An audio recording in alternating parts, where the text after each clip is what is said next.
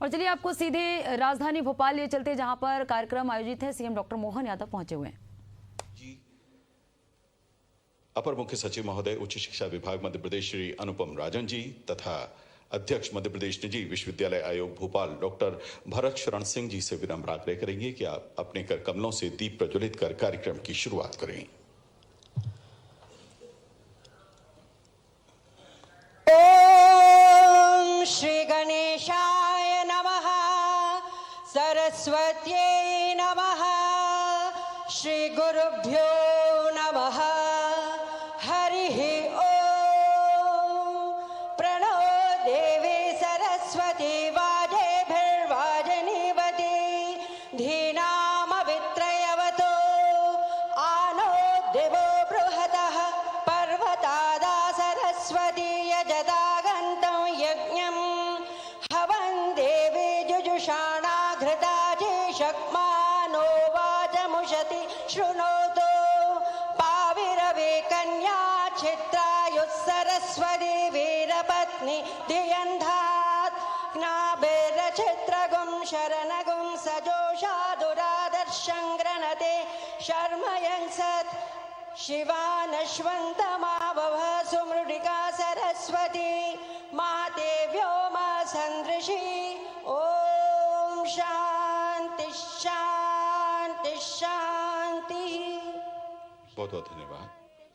हम स्वागत कर रहे हैं आदरणीय अपर मुख्य सचिव मध्य प्रदेश शासन उच्च शिक्षा विभाग श्री अनुपम राजन जी से विनम्र आग्रह है कि कृपया आप माननीय राज्यपाल महोदय श्री मंगूभाई पटेल जी का स्वागत करें। स्वागत अंगवस्त्रम, श्रीफल, तुलसी का पौधा और मध्य प्रदेश की कला अभिव्यक्ति स्मृति चिन्ह के साथ।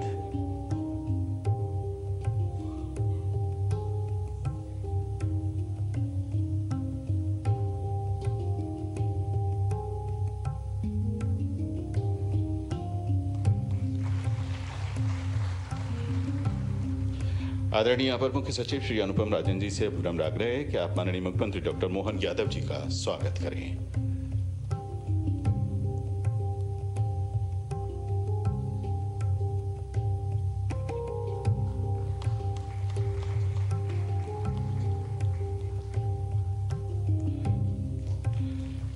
अध्यक्ष मध्य प्रदेश निजी विश्वविद्यालय विनियामक आयोग प्रोफेसर भरत शरण सिंह जी से विनम्र आग्रह है कि आप माननीय मंत्री जी मध्य प्रदेश शासन उच्च शिक्षा तकनीकी शिक्षा एवं आयुष विभाग श्री इंदर सिंह परमार जी का स्वागत करें।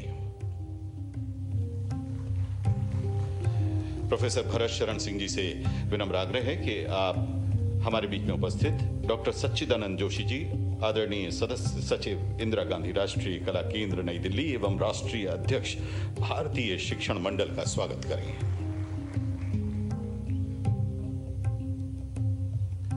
प्रोफेसर भरत शरण सिंह स्वागत कर रहे हैं आपके सामने बाईं ओर पर कोने पर हमारे बीच में विराजमान आदरणीय डॉक्टर सच्चिदानंद जोशी जी का। आदरणीय आयुक्त उच्च शिक्षा विभाग मध्य प्रदेश श्री प्रबल सिपाहा जी से विनम्र आग्रह है कि कृपया आप निदेशक अंतर विश्वविद्यालय त्वरक केंद्र IEUAC नई दिल्ली डॉक्टर AC पांडे जी का स्वागत करें। कमिश्नर हायर एजुकेशन आदरणीय श्री प्रबल सिपाहा जी स्वागत कर रहे हैं डॉक्टर AC पांडे जी का। श्री प्रबल सिपाहा जी से ही विनम्र आग्रह है कि आप स्वागत करें आदरणीय अपर मुख्य सचिव श्री अनुपम राजन जी का।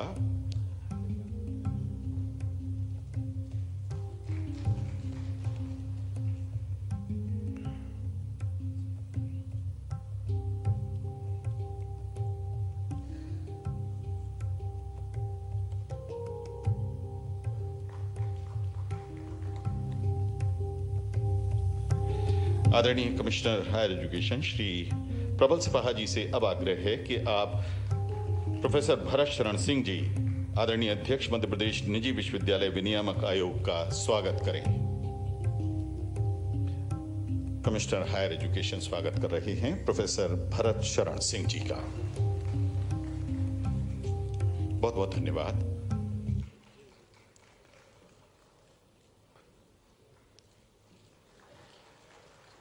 कृपया सादर अपना स्थान ग्रहण करें।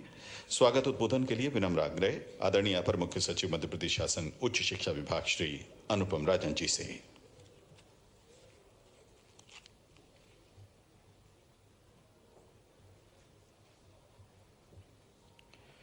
आज के इस कार्यक्रम में उपस्थित माननीय राज्यपाल महोदय, माननीय मुख्यमंत्री जी, माननीय शिक्षा मंत्री जी, अखिल भारतीय शिक्षण मंडल के अध्यक्ष श्री सच्चिदानंद जोशी जी, IUAC के चेयरमैन श्री पांडे जी, PURC के अध्यक्ष श्री सिंह साहब, इस सभागार में उपस्थित सभी सम्माननीय महानुभाव,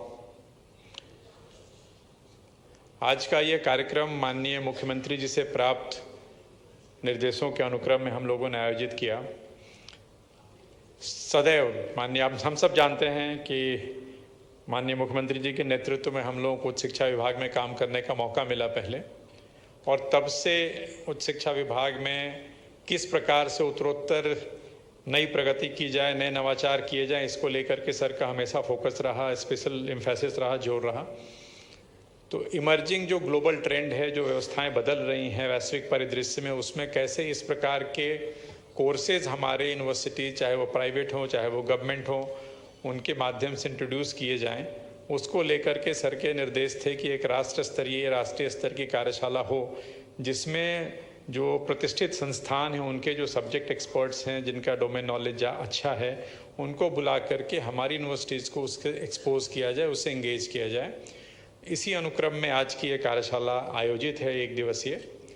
सर, इसमें हमारे जितने भी प्राइवेट यूनिवर्सिटीज़ हैं स्टेट की, जो हमारी गवर्नमेंट यूनिवर्सिटीज़ हैं, जो दीगर विभागों से संचालित यूनिवर्सिटीज़ हैं, चाहे वो एग्रीकल्चर हो, चाहे वो मेडिकल हो, चाहे वो टेक्निकल हो, वेटनरी हो, सभी के जो कुलगुरु हैं, सभी के जो सीनियर प्रोफेसर्स हैं, वो यहाँ पे उपस्थित हैं।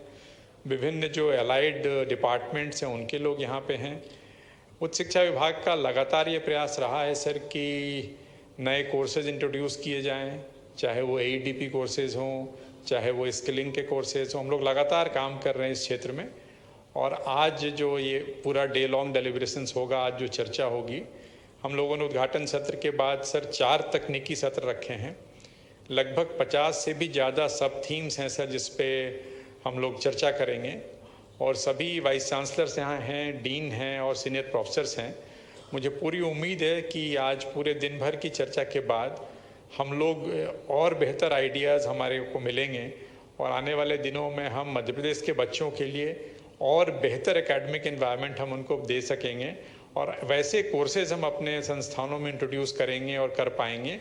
जो बार बार बात होती है कि इंडस्ट्री एकेडमिया का कोलैबोरेशन हो, फ्यूचर रेडी वर्कफोर्स हो, हमारे पास बच्चे उस तरह के हों, तो वो नॉलेज भी सीखेंगे, दक्षता भी सीखेंगे, एक्सेलेंस भी प्राप्त करेंगे।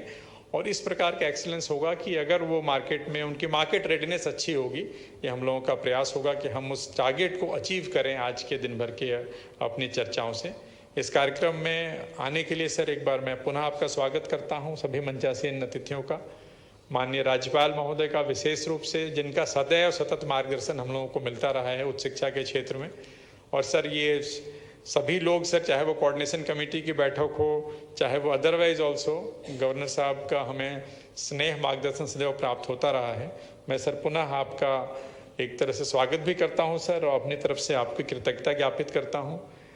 जो लोग बाहर से सर, जो हमारे स्पीकर्स हैं सर, देश के जो इंस्टीट्यूट ऑफ रिप्यूट हैं सर, चाहे वो इंडियन इंस्टीट्यूट ऑफ टेक्नोलॉजी हो, इंडियन इंस्टीट्यूट ऑफ साइंस हो, Tata institute of social science है, नीपा है, ICAR है, हम लोगों ने सर कम समय में पूरा प्रयास किया कि जितनी अच्छी जगहों से हमें जितने सब्जेक्ट एक्सपर्ट मिल पाएँ, वो हमने लाने का प्रयास किया है। और इस प्रकार के कार्यक्रम हम आगे भी करते रहेंगे सर। ये हम लोगों का सदैव प्रयास होगा कि शिक्षा के क्षेत्र में MP उत्तरोत्तर आगे प्रगति करे। यह अवसर ये बताने का भी है कि विभिन्न जो नई शिक्षा नीति, राष्ट्रीय शिक्षा नीति को लागू करने वाला भी सर मध्य प्रदेश पहला राज्य था। और आज भी सर हम सभी लोग, जितने हमारे कुलगुरु यहाँ बैठे हैं सर, चाहे वो प्राइवेट हों या सरकारी हों, हम सभी लोग मिलजुल करके सर इस स्टेट को एक उत्तरोत्तर उस दिशा में कि हम एक्सीलेंस अचीव करें, हम लगातार प्रयासरत हैं सर। आपका मार्गदर्शन सर हमें सदैव मिलता रहे। इन्हीं कामनाओं के साथ सभी का एक बार पुनः बहुत बहुत स्वागत, बहुत बहुत अभिनंदन।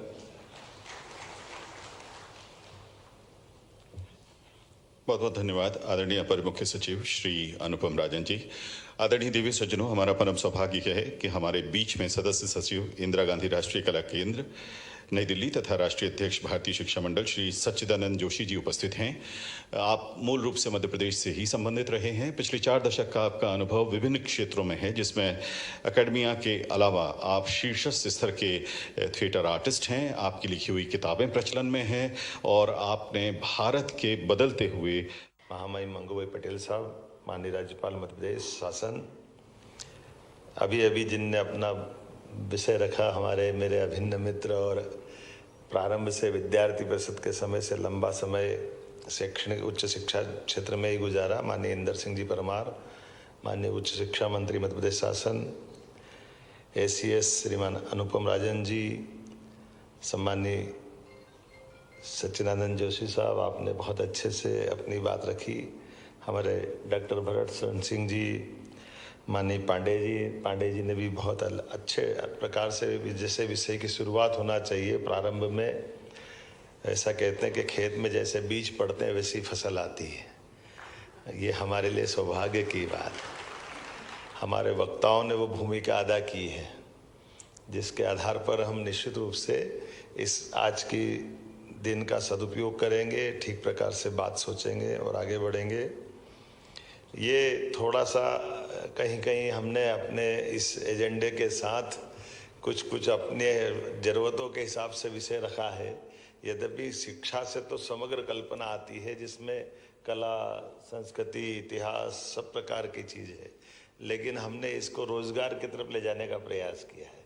ये थोड़ा सा हमारे इस आज के समय की दृष्टि से रोज़गार आधारित शिक्षा, रुझान और नए अवसर, ये उस तरह से इसको ले जाने का प्रयास किया है जिसके माध्यम से ये शिक्षा भी वहाँ तक पहुँचाती है जहाँ तक हमको मालूम है। भागीरथ ने गंगोत्री से गंगा सागर तक की यात्रा कराई है, हम उस रूप में माने कि उस भाव से ले जाने का प्रयास है, जिसके आधार पर लंबे समय तक हमारे साथ जो कई सारी चुनौतियाँ जुड़ी हुई थी, कई प्रकार के अलग अलग, ये तो मैं यशस्वी प्रधानमंत्री जी को आपके माध्यम से धन्यवाद देना चाहूँगा।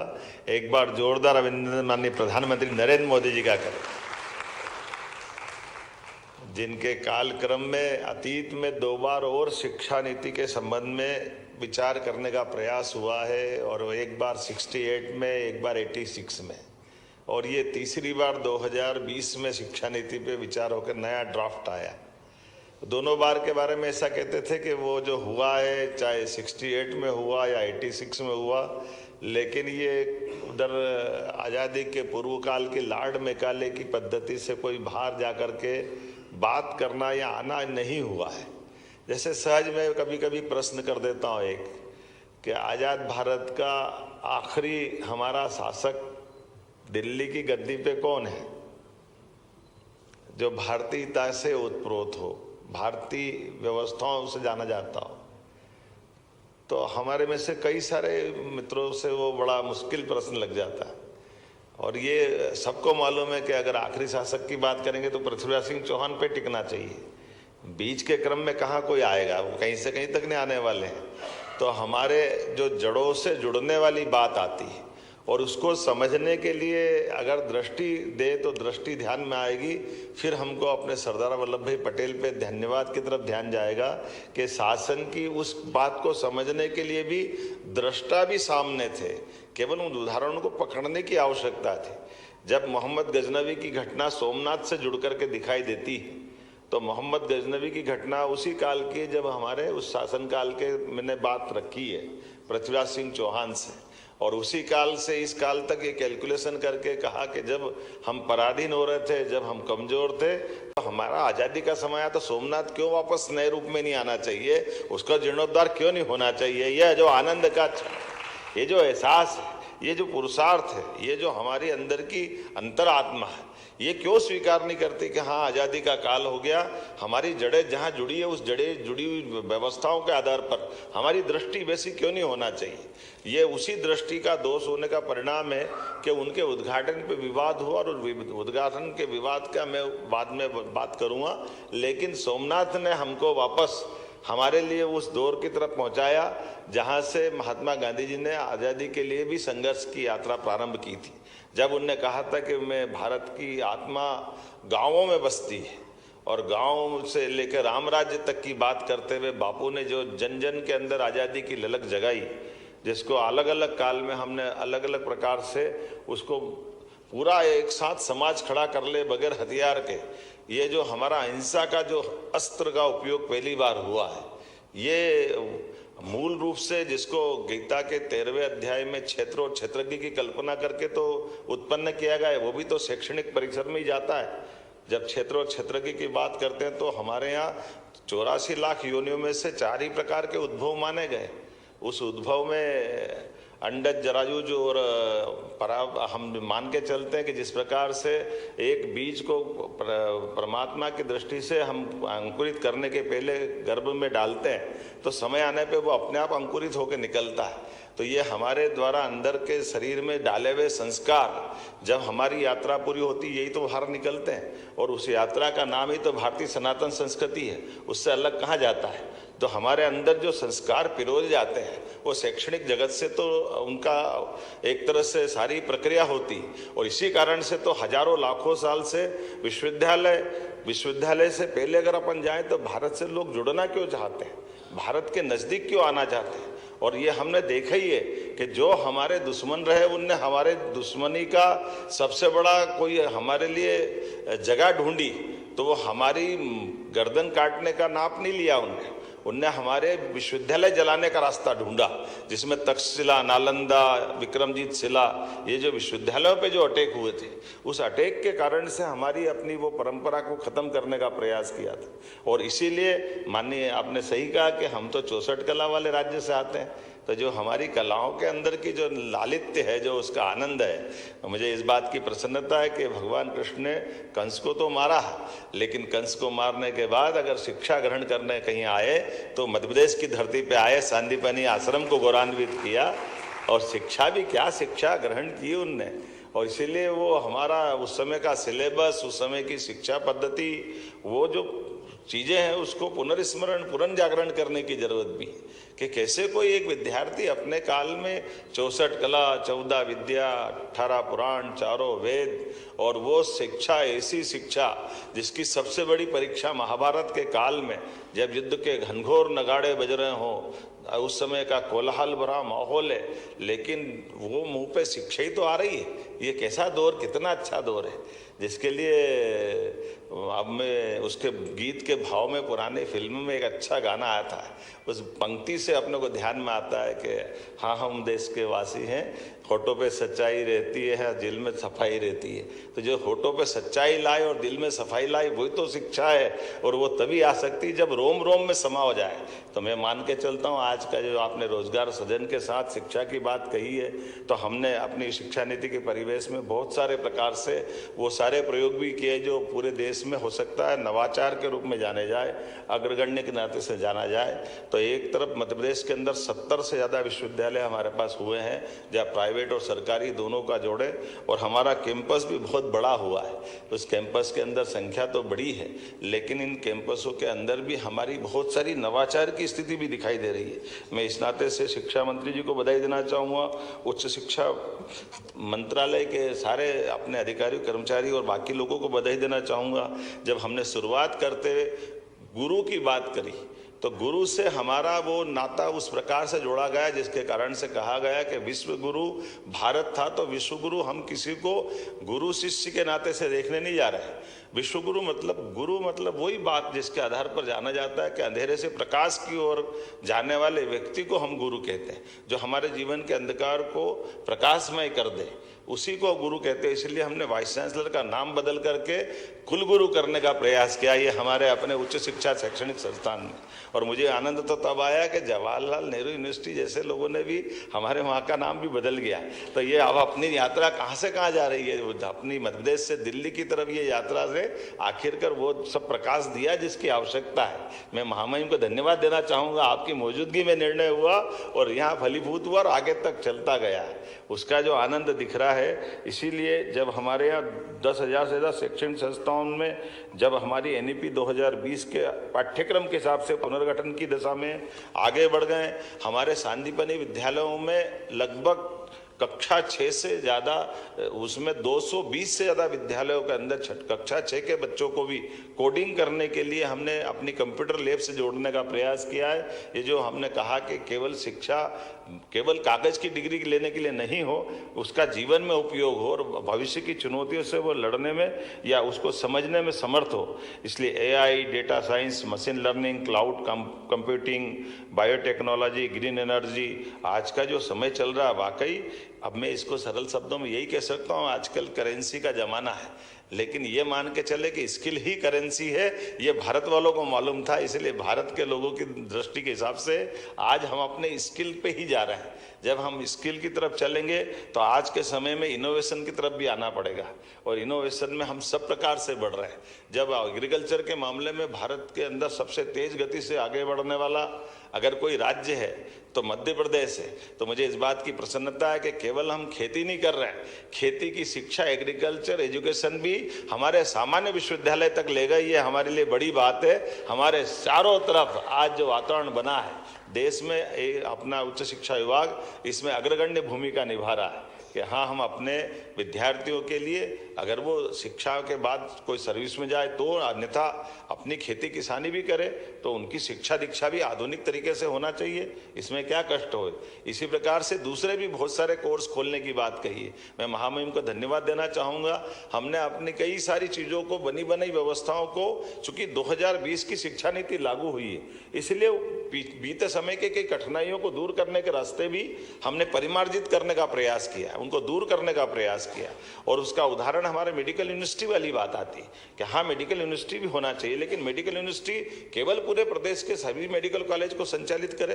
जैसे प्राइवेट मेडिकल कॉलेज अपनी यूनिवर्सिटी संचालित कर रही है, ऐसे गवर्नमेंट वाले कर ले, लेकिन सारे विषयों को खोल करके विश्वविद्यालय का मतलब ही है, उसके दायरे कैसे सीमित हो सकते हैं, उसके दायरे विस्तृत होना चाहिए।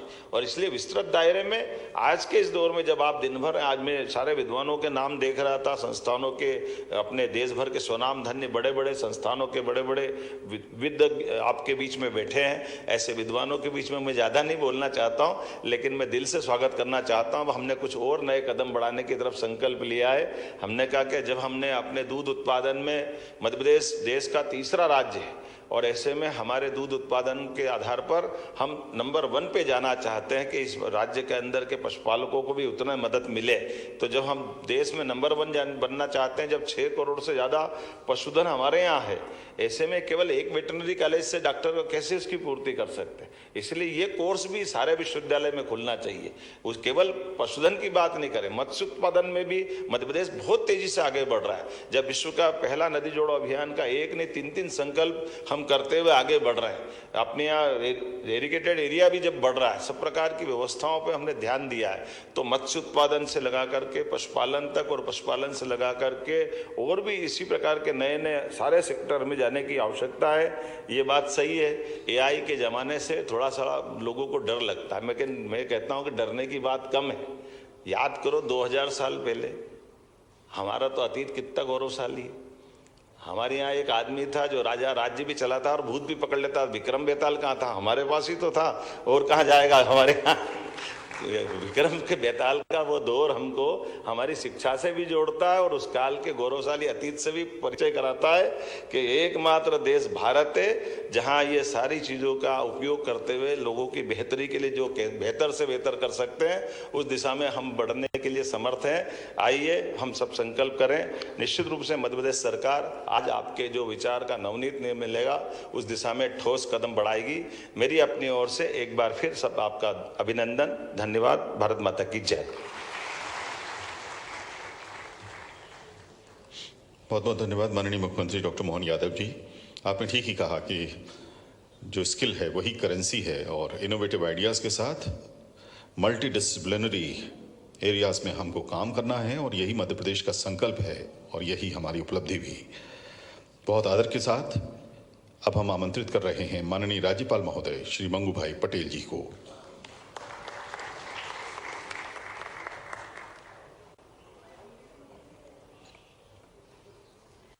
सभी का नमस्कार। रोजगार आधारित शिक्षा कार्यशाला हमारे लिए बहुत अच्छा विषय और मध्य प्रदेश का सर्वांगी विकास हो, इसके लिए जो कार्यशाला रखी गई, मैं समझता हूँ हमारे लिए बहुत अच्छी बात ये कार्यशाला में आज चर्चा होगी। पहले तो मैं उच्च शिक्षा विभाग द्वारा रोजगार आधारित शिक्षा और समकालीन रुझान विषय पर आयोजित कुलगुरुश्रियों कार्यशाला में सभी उपस्थित माननीय मुख्यमंत्री श्री, माननीय शिक्षा मंत्री श्री, सचिव अनुपम राजन जी, निजी विश्वविद्यालय वैसी भरत शरण जी, राष्ट्रीय अध्यक्ष सच्चिदानंद जी, अंतर विश्वविद्यालय एसी पांडे जी, विभिन्न स्थानों से पधारे हुए विशेषगण, कुलगुरु श्रियों, सचिव श्रियों, प्रोफेसर श्रियों, सभी मीडिया के मित्रों, कार्यशाला का आयोजन समय की आवश्यकता के साथ ही आने वाले भविष्य की तैयारी का एक सशक्त मंच है। शिक्षा समाज की रीढ़ होती हुई, क्योंकि समय के साथ तालमेल बिठाने, नवाचारों को अपनाने और नए अवसरों को लाभ उठाने में व्यक्ति, समाज और राष्ट्र को सक्षम बनाती है। हमारी शिक्षा प्रणाली ऐसी हो जो विद्यार्थियों को न केवल रोजगार के अवसरों तक पहुंच दे, बल्कि उन्हें आत्मनिर्भरता की दिशा में सशक्त बनाए। विश्वविद्यालयों को चाहिए कि स्थानीय उद्योगों, सामाजिक आवश्यकताओं, क्षेत्रीय आर्थिक संभावनाओं को ध्यान में रखते हुए पाठ्यक्रम तैयार करना चाहिए। मैं सरकार को और खास करके मुख्यमंत्री को बहुत बहुत बधाई देने जाता हूं, क्योंकि मध्य प्रदेश में पहले आयोजन हुआ उद्योग मेला का, बाद में मुख्यमंत्री गए, सूरत गए, अहमदाबाद गए, दिल्ली गए, लुधियाना गए, जर्मनी गए, दुबई गए, स्पेन गए, वहां से बहुत से इन्वेस्टमेंट लेकर मध्य प्रदेश में आए हैं। मैं उसको लिए मुख्यमंत्री को बहुत बहुत बधाई देता हूं। ये जो जो उद्योगों के साथ करार हुआ है और जहां जहां उसका भूमि पूजन होने वाला है, और सभी प्रकार के उद्योग होंगे। यहां जो बहुत सी बातों वक्ताओं ने जो बताई, मैं सारे विषय को, और जो ग्रुप डिस्कशन है उसमें भी सभी विषय, सारे 50 एक जितने विषय पर सारे वक्ता ने यहां से बोल दिया है। इसलिए मैं समझता हूं कि सभी जो नई नई टेक्नोलॉजी है, आज के समय की जो जरूरत है, उसके लिए हमको अच्छा कुशल कैसे वो रोजगार को बढ़ावा मिले, ऐसे हमको नागरिक को तैयार करना है। मैं समझता हूं कि मैं सरकार को भी आग्रह करूंगा कि हमारे जो 21 जितनी हमारी सरकारी यूनिवर्सिटी है, मेरे को ध्यान में है, इसलिए 45 जितनी निजी यानी सेल्फ फाइनेंस भी यूनिवर्सिटी है, ये सब मिलाकर मध्य प्रदेश में जहां जहां उद्योग का करार हुआ है वहां का लिस्ट बना दे और सभी यूनिवर्सिटी को मिले। वहां यूनिवर्सिटी में जहां जो उद्योग है वहां उसका कैसे उसको ट्रेनिंग मिले और उसको कहाँ कैसे रोजगार मिले, ऐसे कोर्स वह तैयार करे जिसमें क्वालिफाइड बच्चे को राह नहीं दिखेगी। जहां नजदीक का आज तो क्या है, कहीं का बात देखता हूं मैं, कहीं उद्योग मिला होता है तो बच्चे को प्लेसमेंट मिलता है, मगर घर से कितने 500 किलोमीटर दूर, और शुरू में तो इतना पेमेंट उसका पे का स्केल भी नहीं होता। बात वहां रहने की बात और जो उसका पे है उसमें कैसे संभाला जाए सारा, वो दिक्कतें आती है। तो कई बार तो ऐसा होता है वो जाने देना पड़ता है कि चलो अभी दूसरा